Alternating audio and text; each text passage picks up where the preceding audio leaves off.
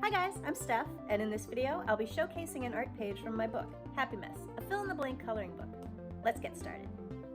In this video, I'll be coloring the art page that goes with a fill-in-the-blank story called A New Game. The story is based on a game I'd invented once upon a time called Bikini Snow Tag. In this case, after you fill in the blanks with the various nouns, verbs, and so on, you'll wind up inventing the premise to your own game. Then, if you want, you can add details from your completed story to the art page. I won't be adding details from the story just yet, but when I do, they'll be based on responses from my friend Tony. Tony provided the parts of speech during the testing phase, and he ensured that each of these stories makes sense. So thank you, Tony, for all of your help. You'll note that I'm kicking things off on this art page by coloring in the team's uniforms. Although if you already own a copy of the book, you may have wondered, what are all these people doing naked? I left the option of what the uniforms look like up to you, but in your book you can leave everybody naked if you want. In this case, I'm going to give everyone long-sleeved cat suits because I want to use fun early 90s patterns, like the kind you'd see on Parker Lewis's shirt or a Trapper Keeper or something else that's super 90s. Some other fun uniform options could have been tie-dye t-shirts, elbow-length gloves, or bandit masks, but I'll leave that to the alternate reality version of myself. Another thing you may notice is the funky way I hold my pencil. I remember in first grade my teacher trying to show me how to hold it quote-unquote correctly, but I couldn't get the hang of it, and it was super uncomfortable and just very frustrating for everyone involved. Eventually she gave up trying, and I'm fine with that because what if I held my pencil the right way and wound up never drawing anything?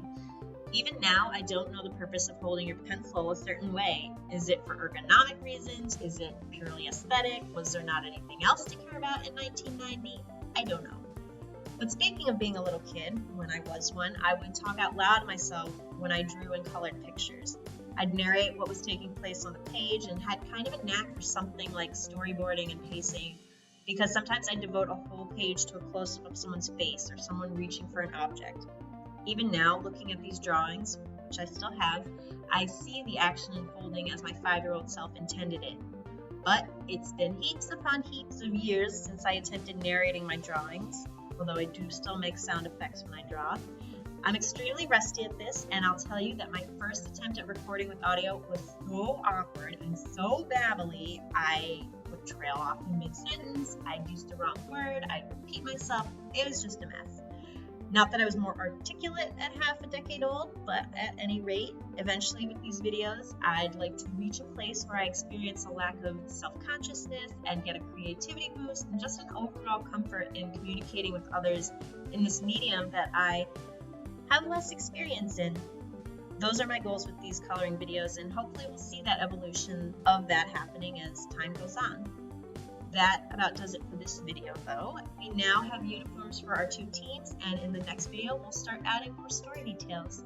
Thanks so much for joining me on this coloring adventure. If you'd like to purchase your own copy of HappiMess, a fill-in-the-blank coloring book, the link is in the description below or pinned to the top of the comments, and be sure to click the like button and subscribe to this channel for more videos just like this.